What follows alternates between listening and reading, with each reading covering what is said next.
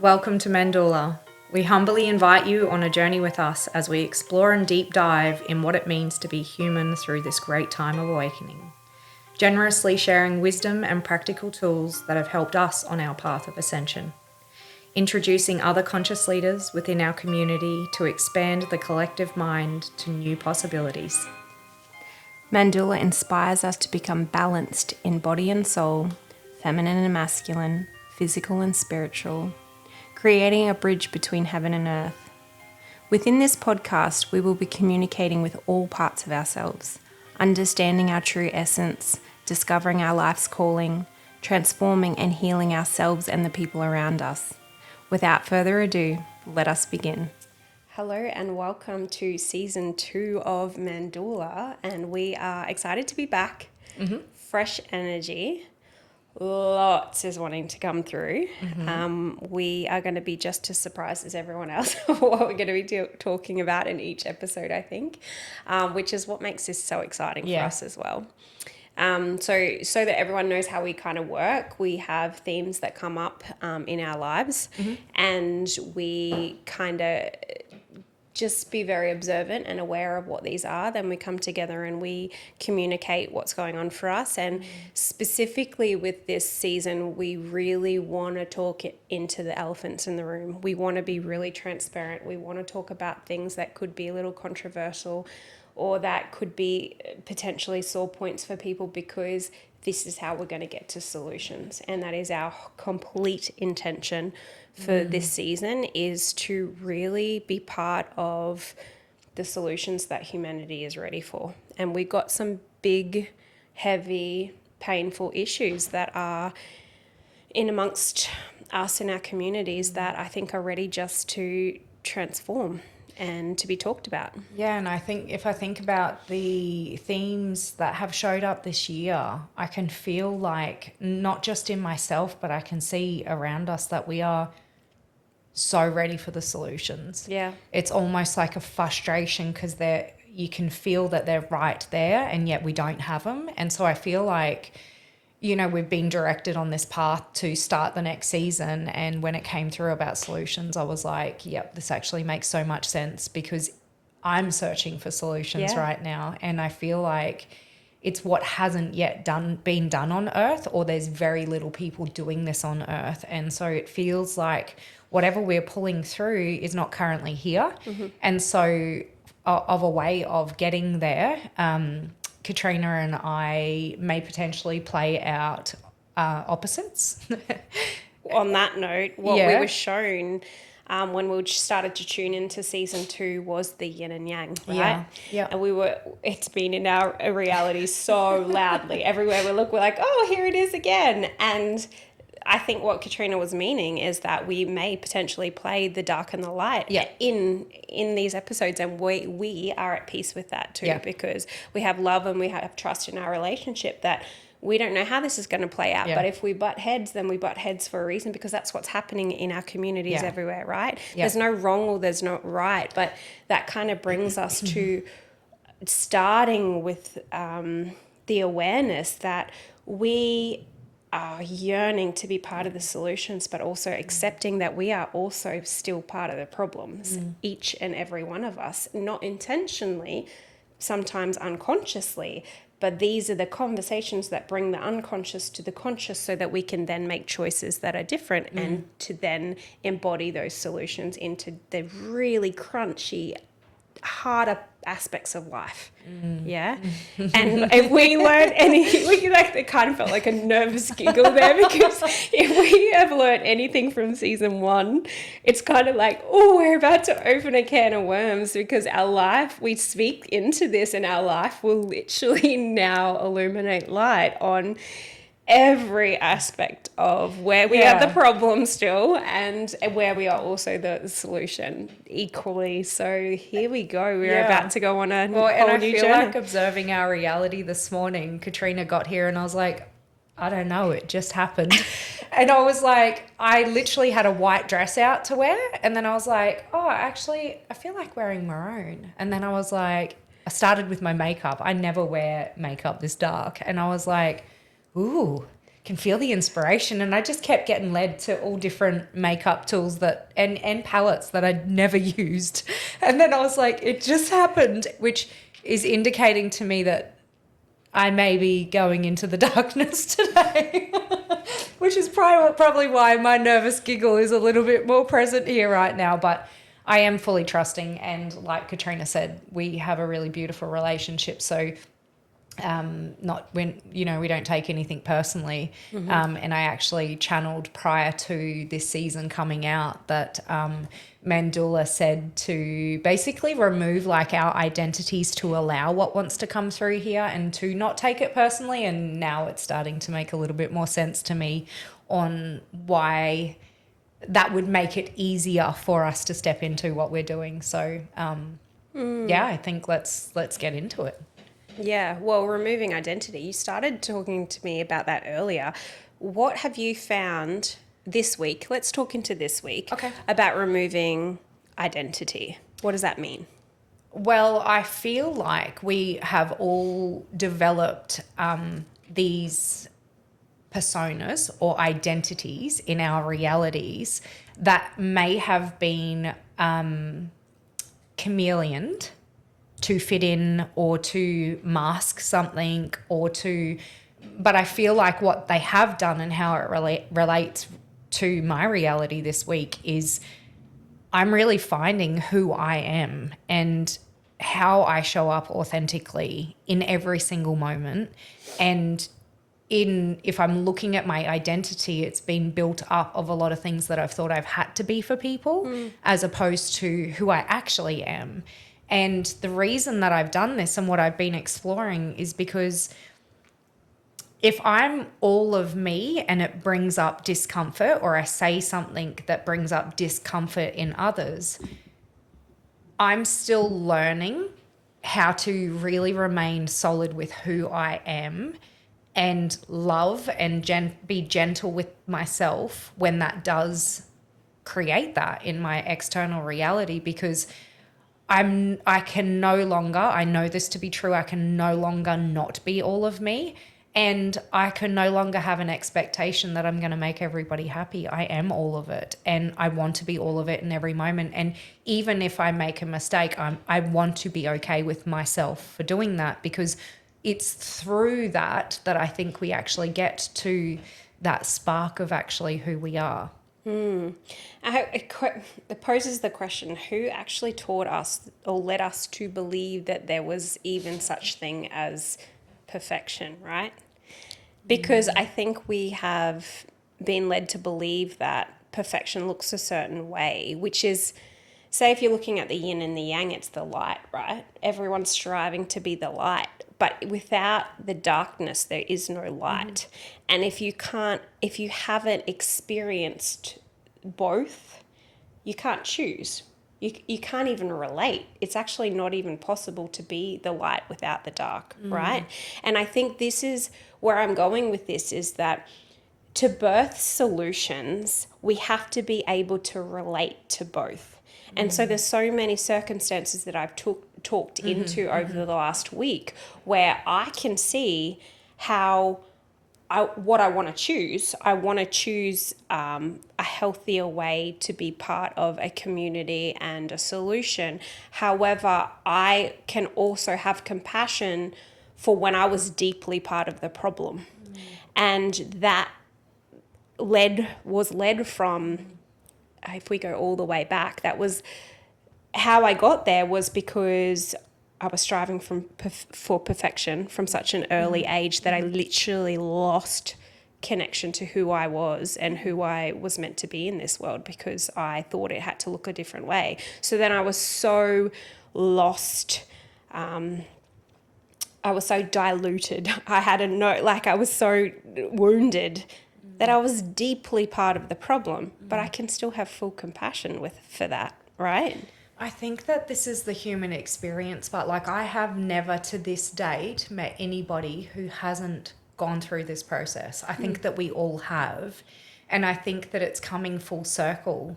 I think what I'm hearing is it has to be acknowledged, right? That part of being a part of the problem to be able to create the solution has to be acknowledged. We can't skip it and just stay in the light and be like, oh, this happened, but I'm here for this. It's actually acknowledging that part of ourselves. And it runs deeper than just this lifetime. It runs in our ancestors as well. Like, there's been so much suppression around being all of who we are. I'm just going with what's coming through right now. There has been so much suppression around that we are in the generation of stepping forward with this. And so we have to acknowledge where we've come from. We can't get to where we need to go unless the acknowledgement of the history is there. Yeah. And so I think what I have observed is that a lot of people have no spark or no reason to make a change or find themselves or meet their highest potential, right? If there's no spark, there's no motivation, then there's no reason to kind of make changes. And so for me, looking on my own journey, I found a reason the moment that I fell pregnant with my daughter. I was young. I was like fully wounded, fully didn't know who I was, off the rails, like drinking all the time. I was a bit of a mess. I was going down a really dark path. Then I fell pregnant, and it was the biggest blessing in my world, because I suddenly had a reason outside of myself to discern what I wanted for the love of my life. This little child was about to come into the world that literally it was up to me. I dictated the way her life was going to play out for at least the beginning of her life, right? And so, and being a female too, like I had all my wounds. Oh my God, I'm going to have a daughter. What have I been through in my life as a woman? I can't have that for her.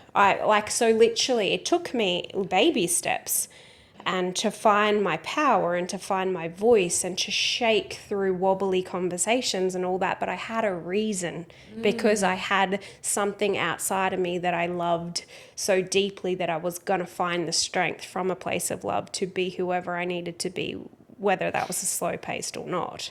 So do you feel that there are people out there that don't have that? I feel like we've all got that.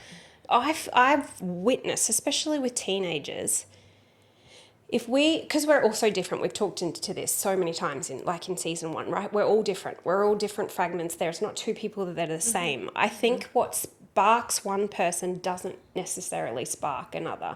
And I mean, I've seen this in my own family, because we've got 5 people in our family that are motivated by 5 completely different things. Yeah, I'm motivated by, I see darkness and go, not that. Right. That's literally what has been my whole life. Not darkness, but I've seen people in my reality get stuck in the victim. I'm like, I'm not choosing that. I'm not choosing that. Right. And it's continued to make me make different choices for myself, not because I want to be in the light, but because I acknowledge the power in witnessing what I don't want. And so many people, you see celebrities, right? Oprah Winfrey tells this story all the time of her traumatic upbringing, not to get into that whole Hollywood shit show. I'm not going there, but you see like there's some really successful people in the celebrity world that have had shit upbringings, the worst of the worst. And because they're like you, they go, not that. Right. Yeah. But that doesn't mean that that's the ticking motivation for everyone, because there's many people that turn into parents and they absolutely do not go that way. I don't think it's the same for everybody, but I truly feel like we all have a desire inside that drives us towards something, whether it's been recognized or not. I think it naturally occurs. It's evolution. our bodies will always be moving toward it. How fast we're moving toward it may be different. Consciously or unconsciously, I think we all are faced with what we have to face for evolution. Life gives it to us anyway. Hey, life's going to do it anyway. Life's going to happen anyway. We're going to go through the things anyway. It's whether we're consciously attuned to what it is that we're desiring at the end of that, right? But if you know yourself so well that you know, we talked before we got on here, and you said that there was a a man that knew he had to work out every single day in order for him to have a good life and strive in life. He had to work out every day. It was like his medicine to creating the effortless life. I relate to that. If I move my body, clarity comes. I get motivated. I got more energy. I can relate to that. There's many people that are like, people. Absolutely not. Yeah. So when we get to know ourselves so well, we can be like, this is my non-negotiable. This works. This drives me. And so we have a workshop of men that are completely different. And this is where we're playing with this right now. It's like, okay, you got 4 different people here. What makes you tick? What makes you tick? What's your genius in this? Putting everyone in the correct roles, right? Yeah. Which is, I feel like what we worked on with Mandula season 1 was putting the appropriate people in the appropriate places, right? And then being like, what motivates you? Not only for business and what that creates in business, but for the fulfillment of the end. Every single person at the end of the day wants their day to matter, right? They want to go home and feel like my life is for something. Yeah. Too many people live in jobs that it's mundane. They're not appreciated. They're not even slightly meeting their highest potential or their potential at all. And they're dying from the inside out. And I think it all wraps back to, I don't want to call it identity. We did come in on that, but it's authenticity. Like when we truly find out who we are, we're going to stop showing up in the roles that actually aren't in alignment to us. And we're going to feel like life is happening so much more effortlessly for us because we're in what we're here to do. We're in the truth of who we are and what we're here to share with with the world. And that can be in any job. It doesn't have to be in a job like healing, or it can be in any job. Anywhere. Because your service in any place, if it's what lights you up and if it's what sparks you, and it is linked to something you probably suffered with when you were younger and you're creating the solution around it in life now. It's linked to that. And so I think that it comes back to this, but finding who we authentically are, I think, is where everybody's at right now. I think everybody, consciously or unconsciously, is going through this stripping back of who they haven't been to find who they are. And that's the magnet to all of life being created so freaking effortlessly and abundantly for us. And do you know, when we find the authenticity now as adults of who we are, I bet you that's the solution of what we needed when we were a kid. 100%. I can see it so clearly, because actually now that I'm day by day getting clearer and more solid and more confident with what makes Katrina, I'm like, oh my gosh, if I had that when I was a kid, or if I could have been that when I was a kid, that is the solution to every challenge that I had growing up. And that's where my fire comes. It's okay to not get things. Okay, we are birthing solutions, right? We are not going to get it right 100% of the time. And that's not even the point, right? We've got to live the polarity, and we've got to show people, just make a change. It's safe to make mistakes, because when you create a loving environment, a safe environment, which I'm hoping that we're all working on, right? Of even if it's one safe place, then that person can be your cheerleader to be like, it's okay to make mistakes. I'm like saying this to my kids all the time. Just get out there. If you make a mistake, who cares? At least you're progressing in life. And I absolutely love that. But even deeper is, even if the other person isn't safe enough, can you be safe enough for yourself? True.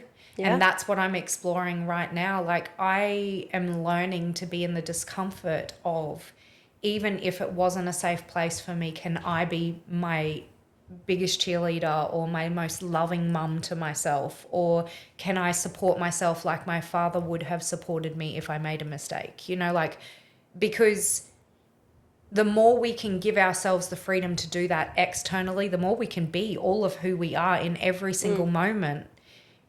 We can't really even have that expectation on others to be able to be that for us, because they've got their own things going on. We don't know what's going to go on for them, and it's probably leading them to their most authentic self too. And so if we can build that internally within and get really good at that, and I would so love and hope this for that everybody get this internally, because then we will literally not take offense to things when things are happening, and not look at it if something occurred between us as, oh, that's Katrina, and just be like, oh, that's just a situation that had to show up because it's helping us with our evolution forward. It like takes that sting or that crunch or that off of it. You know, sometimes I'm going to show up and I'm going to be moody. And I can be like, I don't know why I'm moody today. Week. That has been my week, honestly. And I'm parenting my way through. I'm gonna give you an example, because I know both of us have struggled with this, right? Like, I have such a high expectation on myself. No one's got a higher expectation on me than I do. So if I know you've struggled with this, if I've made a mistake, then I have in the past beat myself so severely over it that I've been like, how can I do better? How can I do better? How can I do better? And it's consumed so much of my energy, when I'm at that point now where I'm like, oh my gosh, that I'm human. It happens. Yeah. And so with my communication, I've been super frustrated with communication this week, because we are birthing through these solutions which are new, right? And I can't always find the language around what I'm trying to communicate, which is frustrating. Yeah. But I have the energy that is streaming through my body for solutions. It's the fire in the belly, right? It's all of this. I'm reacting to different things around me. And I've just kind of wiped my hands of trying to communicate in those moments of what that is. I'm just trusting my body. But my language at times, my goal and my desire is to not swear. I just prefer it. It feels better for me when I can be neutral and not swear. But if fuck wants to come out my mouth in the appropriate times, in the appropriate conversations, it's going to happen. And to my best ability, this has been my experience. I've tried really hard on really important issues to talk it out neutrally. But if there are situations where no one's taking me seriously and people are getting hurt because of it, sometimes fuck is the only word that it breaks the ego and it gets the attention, because I don't normally speak like that. Yeah. Parenting myself has been like, it's okay, Katrina, I'm going to continue to try to be better, but guess what? The point was made. That person's not going to hurt this situation anymore. I'm not perfect, but we made progress there. So softly parenting myself, it doesn't mean anything. It just means that's where I'm at. I'm doing my best, and my best is good enough for now. It's another layer of wrapping our identity around these things. We can't so for example, if that were to occur, I'm just going to bring it into me now. If I felt like that also, and then I did show up in that way, it's like, I don't want to make that mean something about me and hold that's my belief system in who I am now. Like, that's attaching to an identity. I was that in that moment. Who am I in this moment? Like, it's like letting go of the grips of what that would mean about us, and actually go, oh, that was really interesting that I showed up in that way. And like you've said, and I absolutely have done this, is this something I need to be accountable for? Or was I playing a role right then for someone because it needed to be cut through? It's not making it mean anything about us, because that is me, that shows us, if it does, that there's still an expectation in here that we can't show up in all ways. And we are all of it. We are all of the human all at once. And so if we deny that, we're never going to be able to love ourselves in all of it. It's coming to a place of full love for the full human experience, knowing that we are going to and have to be open to all of the experiences and treat them with the same, I think an ultimate goal, and I'm not sure if we can actually get to this in the human body, is that when we actually see, this actually came through to me, and I'm going to explain it in this way because I trust that I was given it that way, and because it helps for the communication around it. It's like having a black dot and a white dot, and then they are like creation. So for when humans come into this earth, and for us to be any form of creation, we have to have the spark of creation that brings us in, and then we have to have the black and the white dot within us. The creation can't exist without that. That's literally how the physical matter gets formed. It has to have the polarity. And if we could get to a point where we see them as the same thing, even, and this is where languaging just doesn't actually cut it right now, we don't even want to call it as the same thing. We just want to feel about it in the same way. Like a neutrality. Like a neutrality. Like it feels like it's not the word, because even that word gives it context that we shouldn't feel neutral about them. It should just, what the words feel like they are is, we would just see it as it just is. It just is. And we just are. And that is, it feels like the best language that I can come up with of an acceptance to we just are. Yeah. That neutrality is how I can relate to it. Yeah. But I have, the more healing that I'm doing, the more finding of myself that I'm doing, I'm becoming more of that. Yeah. Of like, I'm just observing that this is what it is and this is what it is. When I have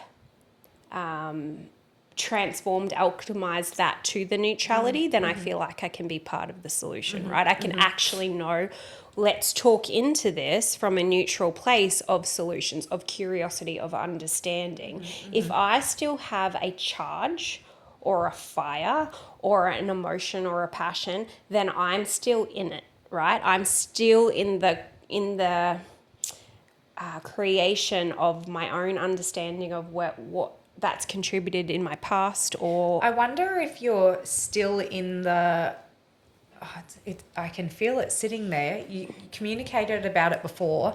I wonder whether you're still in the part of the problem. Yeah, I And think that's you're why onto it's it. there. Yeah. Absolutely. Yeah.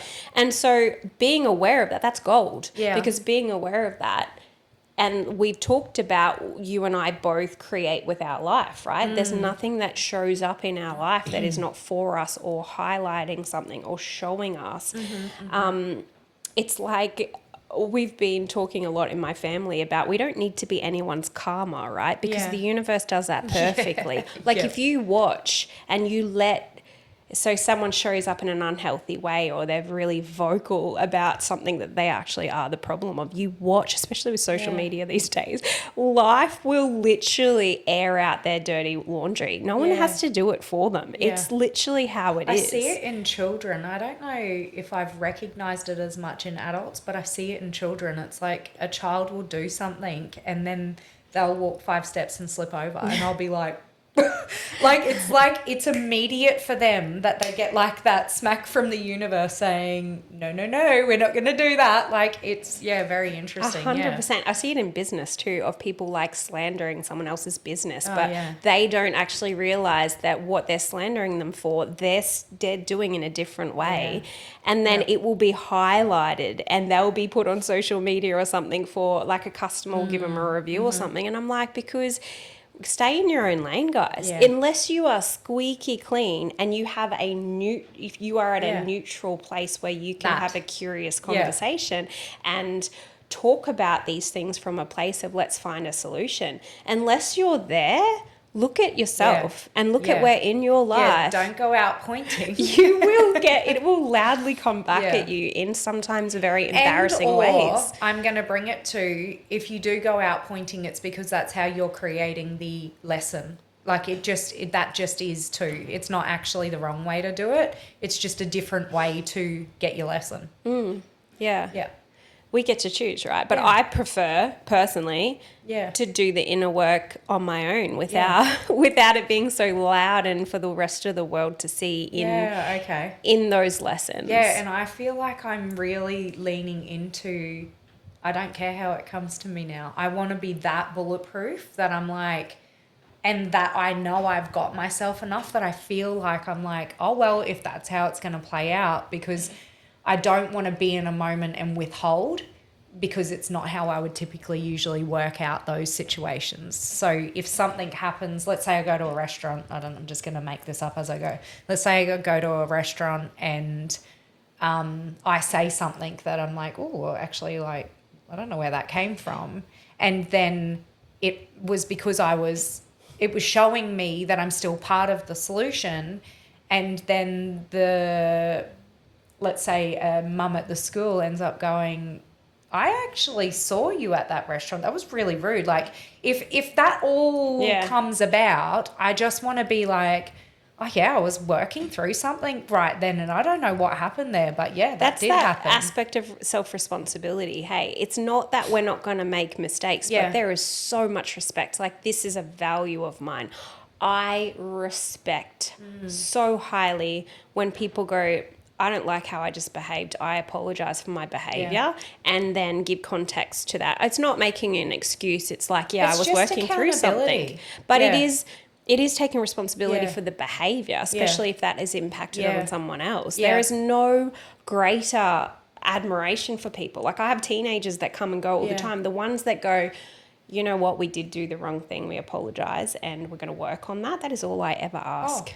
That is it. Yep. And that's what I do constantly to the best of my ability. My husband might actually, I'm like, oh, is that karma going to come back? Because he's like, have you taken your part? I was like, to the best of my ability, I really do try to. And then I also trust, well, life's going to show me if I haven't. Yeah, like, that's right. It's going to show me. I'm going to have to take responsibility. And I want to. And I think this is why I've gotten to the point where I'm like allowing myself to make mistakes, because I know that I'm going to be 100% accountable for whatever I do. And I know that I can feel it to be true. It's just a knowing in me that through those mistakes, I'm finding myself. Mm-hmm. I'm finding what works for me. I'm finding what doesn't, because it was through the suppression of not being able to make the mistakes as a kid because I was a bad girl, for doing so. It was through the suppression of that I lost who I was. Yeah. And so it's almost like splat here, splat there, throw spaghetti here, throw spaghetti there, whatever sticks, it sticks. But it's allowing me to explore who I actually am. And that means that I may splat somewhere and go, ooh, yeah, that actually isn't me. That doesn't feel good, and then I may splat elsewhere and be like, ooh, yes, that's who I am. That's who I'm here to be. And I feel like it is the undoing of it. And the reason I'm giving myself so much permission to do that is because I can be accountable for everything that I do. And I am able to get to a place now where I acknowledge that I haven't been so nice to myself in my head when I've made mistakes in the past. And I am so close to being almost there with completely being able to love myself through that. Right. Yeah. And so I think if we're going to touch on something that's been loud for me this week that I'm passionate about, so I've still, that's showing I'm still part of the problem in places, right, is societal behavioural issues. So where people are still toxically behaving in a way that's really negatively impacting others, right? I'm trying to think of how to not go to the extreme here in what I'm talking about. But, okay, let's say domestic violence, everyone can relate to that. Okay, yeah. This is something that I'm super passionate about, domestic violence. And this week I've been like, why do so many of us turn a blind eye to what our knowing says is happening behind closed doors with people that we love, right? And there's so many reasons for this, but I think part of birthing the solution is we want to be strong enough to have a voice. Mm-hmm. And part of that is, I think that a lot of us, and me included, have fears of triggering emotions or behavior in people that it's going to make it worse for others, right? Mm-hmm. And so learning the balance of that, like how can we say there's a domestic violence situation happening with a neighbor and we know about it and it's not getting better on its own. Like what would that look like to do your part in being part of the solution? So what have you got to add to that? Oh, I'm not feeling like I do have it, but what my mind just keeps going back to is we have to clear that within ourselves. Yep. And so, yeah, like we have to look at where we've become a part of the problem there. And it's not actually like, it feels tricky. I'm in two minds here. There is a big part of me that doesn't look away when it comes to domestic violence because I myself have been affected by that in my reality. And I know how much it would have meant for me for people not to do that because I had to work through a lot of grief around that occurring for me. So if I were to see somebody acting out in a park, and I would absolutely get involved in a way that was safe for me and for that person, but in some way, shape or form, I would create that situation to come to a halt. And that would just be different on every occasion. It is case like you by would case, feel into it, right? But also there's also a part of me that's like the biggest work that we can do here on this planet is internal. And then my work then spreads out then into my healing room. And so I don't know that like in this instance, in this part of my brain, that we actually lean into those circumstances. I don't know that it is our business. But it is our business to create a solution within ourselves. I feel like, yes, you're right. So first, number one, look in your own mirror. Like, what is going on? Where are you part of the problem? Where are you part of the solution? But for me personally, getting to know my authenticity and what I'm here to do, if I listen to my body, I've got to speak what comes out my mouth and not make that wrong, right? Because okay, so this if in this scenario that you've created, you are actually in the field of these people, or are they just in their home and you're hearing it? If they were in their home and I was this is new. Have you for been me. invited in is what I'm asking. Like, are you a part of it? Is it happening within your presence, or is it happening? Well, I had a situation where we had neighbours years ago. Thankfully, they moved out and split. But I got to a point where I was like, this is none of my business. But one day it got so loud that I was like, I'm going to either have to call the police for the safety of both those people, right? It was at that point where I can even, and I want to talk everyone through this, I'm wobbling now even speaking into this. This is like an aspect of like, oh, does this even feel safe to go into these big topics, right? Because, and this is part of being so vulnerable, and what is the problem here and where do we wobble with the solution? It's like, when do we know our place of leaving it up to others, and then when to get involved as well? And so this is where I'm learning. I'm a toddler. I am literally toddler parenting my way through, and this is what if to bring it back to, I'm probably going to make mistakes here. I could overstep my boundary, or I could do it perfectly. I'm not quite sure, but something has to be done. And what I'm going to now, to give this context, this is where it started from me. So you guys may have remembered that years ago, there was an instance where there was a family. A guy took his wife and 3 kids' life in a car. He set it alight. Like, literally, I'm wobbling my way through this conversation because it happened like 5 years ago, but the emotion that it brought up and the passion that it brought up for me, it's taken a week to kind of simmer these emotions down, because I'm like, in those people's lives, there would have been so many breadcrumbs of how bad and severe this got. Like, what would have the solution been? And I have compassion for anyone in those people's lives, because I can only imagine what they would have gone through of like, how could we have helped this situation before it got to that brutal ending?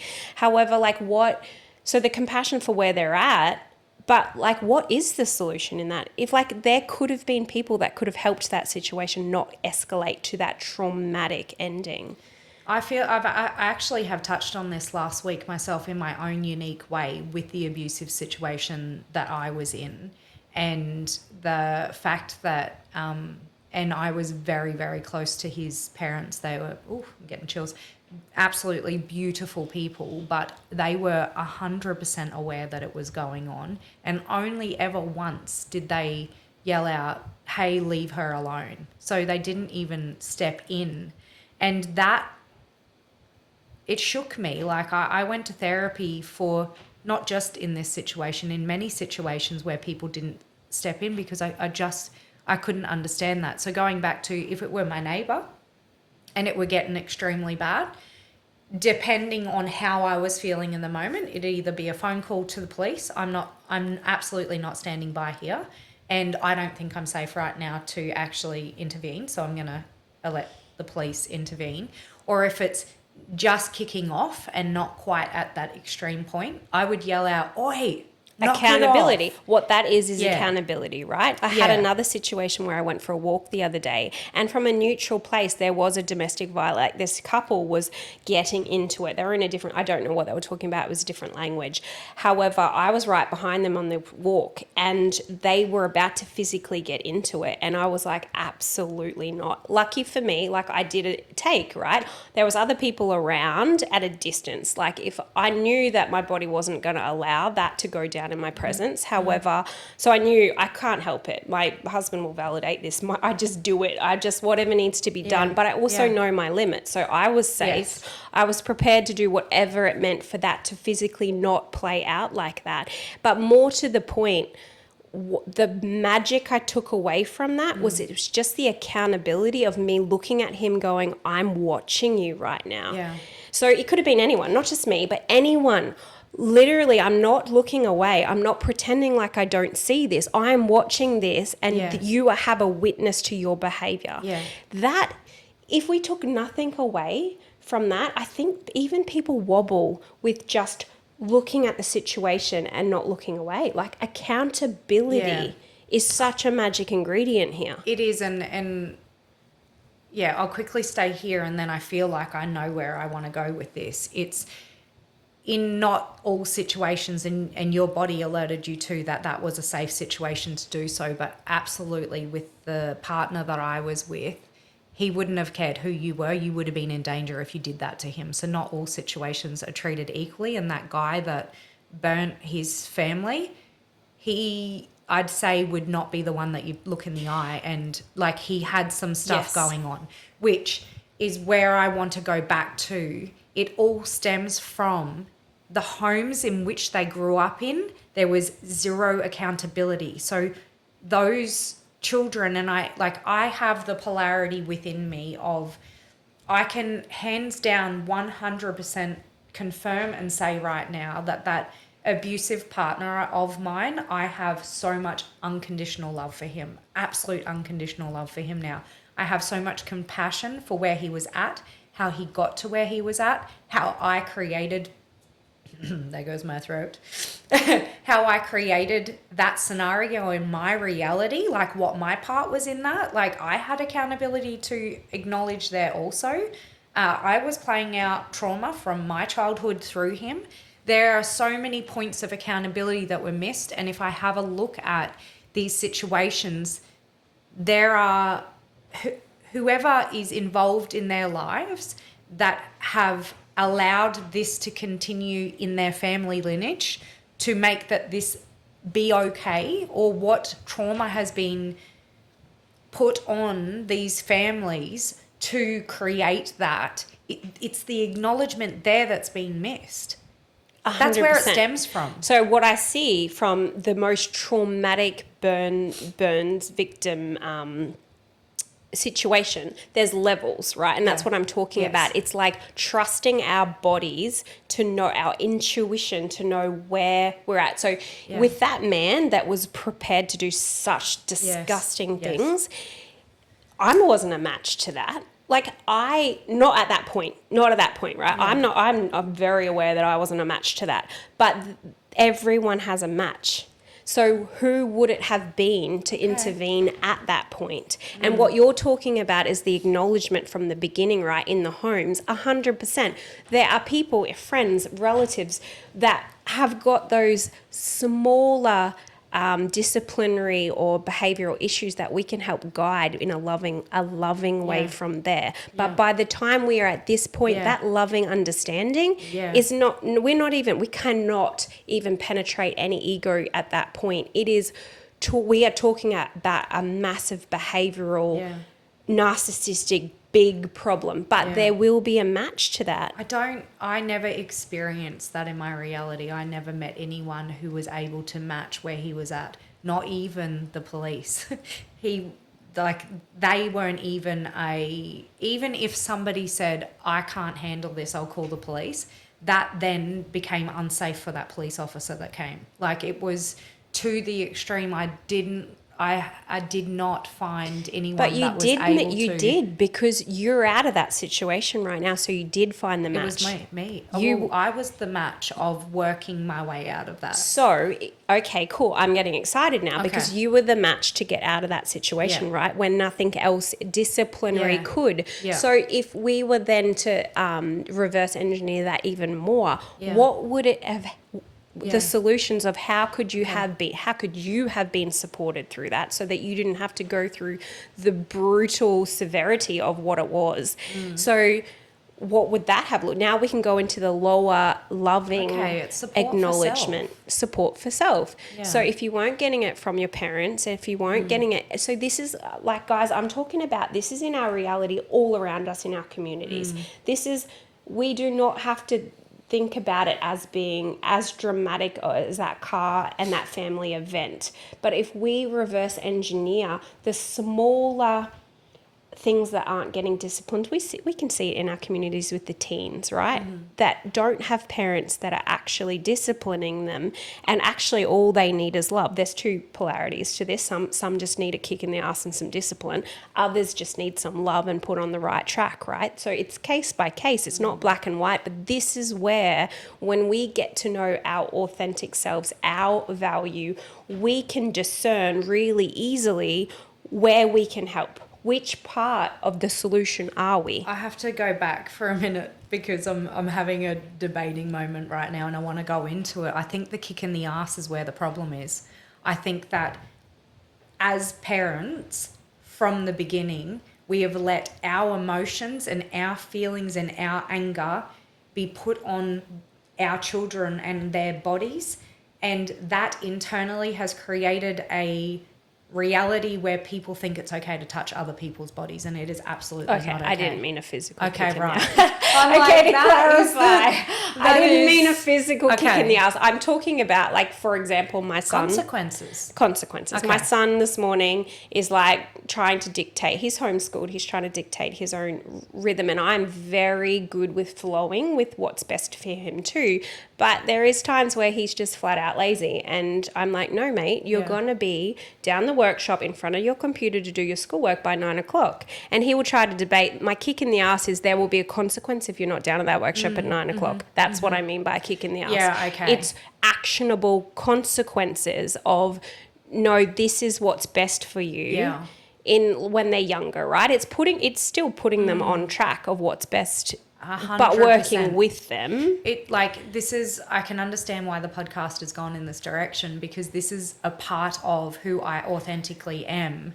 And I didn't believe in, doesn't mean I didn't smack my children. There were a few occasions where I did, and I have to be accountable and own and acknowledge that part of me that lost my temper in those moments. And it only did happen a few times, but it has always been my inner knowing that is not the path. And I know that this can absolutely cause like so much division among people on what they believe. But the only way that I could get to a point of being so certain that my knowing was correct was time. Time would tell, right? So me choosing not to, me asking my husband that we parent in a way where we do not physically touch our children, and that they do not learn that it's okay to physically hit someone when you're in an emotion and you're angry. Yeah. That I have had to hold on to that knowing my whole parenting journey and go against how other people felt about that, knowing that only time could tell if I was right or wrong. And I can see it now. My children are different children from me parenting in that way. They trust you. I had to trust. My children know that there is absolutely nothing that they can't bring to me that I won't love them through. And they trust you because you literally are not disciplining them with pain, right? Yeah. You're putting them on their right path. It's Yeah. like my son this morning with school. I'm not trying to cause him pain. Yeah. My discipline is, no, this is what's best for you. There's a sense of trust. And every time, because we have built that, if I put my foot down and tell him there's going to be a consequence, he listens, because I do work with him and what's his best. I listen to what he wants as well, and we co-create what's best for him. There's that level of trust, so that it's actually based on not causing him pain or not trying to take away what, his freedom of It's just not childhood. the answer, and I think this is how we end up people that, like, with people who get in domestic violence situations, is because they've literally been taught that through emotion their body may hit somebody. That's male or female. That's not just male. Yes, it's happening with our males because they're stronger and bigger and they can get away with it a little bit more than females. But it happens with females too. 100%. My husband literally told me of someone that he knows that is going through a separation right now because she was physically abusive to him. She learnt that from somewhere. She learnt that it's maybe she might not know. She might know that it's not okay, but she learnt that her emotions could become bigger than her ability to stop the physical reaction from them. Self-discipline. Self-discipline. Yeah.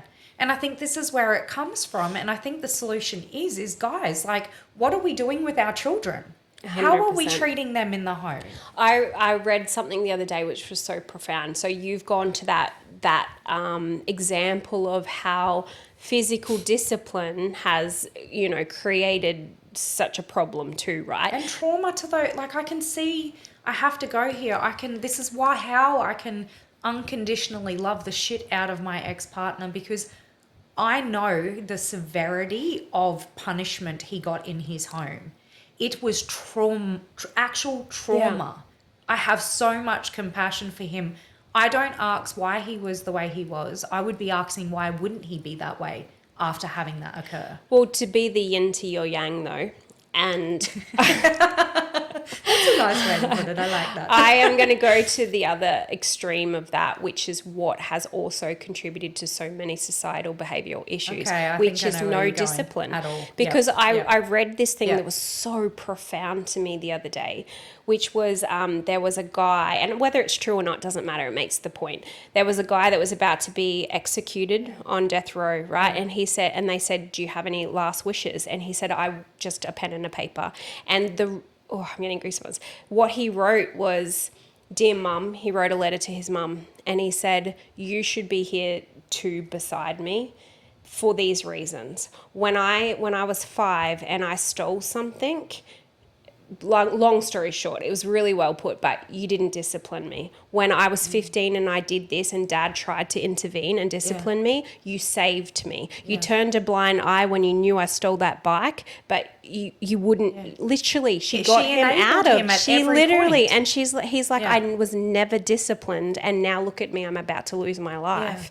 And that is the polarity. And so many people, but I also understand that people go that way because they've lived the trauma and they never want to be that. So they go to the polarity. But the solution here is being a healthy way of disciplining without the violence. So this is where I'm bringing it back to where we first started talking about. I'm learning to gentle parent myself. I know how to be a hard-ass parent to myself. I know how to, if I've done something wrong, be like, right, you need to own up to that. You need to do this. You need to do that. I am learning how to be the gentle as well when I don't need to be that hard on myself. And this is the parenting solution that we have, like, in our reality. It's not acknowledge it. Don't enable that behavior. Don't turn a blind eye to it.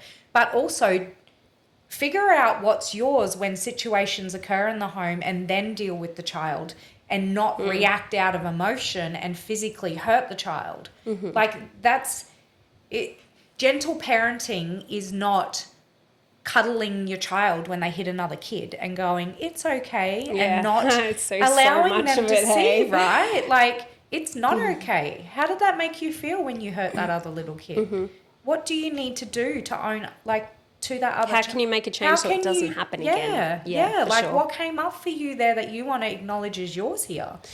But as a community and a human, like extending these solutions, we are all on different levels of where we're at with understanding and taking responsibility and healing. So for when my kids were little, I was so full of trauma and emotion that, to be honest, this is vulnerable, but the first kind of like 5 years of my daughter's life, I was just angry. And I took so much of my anger out on that beautiful little girl. We have done so much damage control since then, and I've made it up, and we've got a beautiful relationship. But I was literally surviving. I was in surviving mode. I want to bring us back to the black and white dot. It just was. It just was. We just were where we were. However, now I have achieved so much. I have so much knowledge on this. I have these most beautiful little nieces and nephews, great nieces and nephews that are coming into the world, and all these babies in my reality. And I know what I know now. So it's not my responsibility, but I love being part of their lives because their parents are amazing anyway. But these little tweaks of all, like, I've had 17 years of being a mum now, nearly 18 years of being a mum now. Holy dooly, that makes me feel very old. But there's so much that I wish I had known. It's the crone energy of I have wisdom through life experience, and it's wanting to offer it. Yeah. There's actually more to that. It's just not all But that is what these go back to tribal times. Yeah. The matriarch, the crone, they were honored, they were valued for what they knew because they had lived that, right? Yeah. It's like we can, in this day-to-day society, it doesn't have to be a direct family member, because I know that a lot of people don't have direct family in their lives, whether that's a choice because of abuse or what, it doesn't matter. But as a community, they don't have to be direct. You could see a mum that is struggling in the Woolies. If you have achieved something and you know something about that, then be brave enough and courageous enough to show that love to that person. That be part of the solution. They are the solutions. If you literally anything, if you feel that intuition, if you feel that pull, then my encouragement is follow it. That's from your gut saying you can help here. And I promise it's not only going to help that person, but what you're going to feel after that. Let that muscle grow of, oh, that felt good, I'm on the right track. That's who I am. That's helping bring back to learning in a more of a clear way our authenticity and what we have to contribute to the world, what makes us us. Because how I would deal with that little girl that's having a meltdown in Woolies is going to be different to how you would support that situation. And there's some people that wouldn't even support that, and that's okay, because maybe they're prioritizing what's going on for themselves right now. There's no right or wrong. Just be you in each moment. That is the solution. As long as you are tuned in and aligned to your heart and your values and who you are, but go be it. Be brave enough to go be that in the world. I feel really complete with that. Okay. To you? Yeah. Yeah. Well, that is a very big start to season 2 of Mandula, which is kind of probably going to be an indication of what to come, but I'm excited about it because I think we're going to cover a lot of ground here and make a big difference, even if it's just in our own lives, in our own communities, and that is enough. Well, that is more than enough. I think the right people are drawn to this podcast for whatever reason, and I think individually it's a different reason for every single person, and what they receive from us might not even be through our words, but just be through our vibration alone of what they're actually receiving here. And so can't get it wrong. Can't get it wrong. So I didn't even introduce us at the beginning. So I'm Katrina Allen. This is Katrina McKechnie. And we are so privileged to be sharing this time with you today. And that's been a lot of fun. We've dived deep, and I'm excited for the next week of what that's going to look like integration-wise for all. But yeah, I feel like we need like a dramatic welcome to season 2 with like fire. Yeah. I brought flowers to even it out, but fire and flowers. All right. Love you guys lots. Thank you. Until next week. Thank you for joining us in another episode of Mandula. We want to acknowledge your contribution in the co-creation of our new evolved world. Sending you all so much love, and until next time, remember, you are the creator.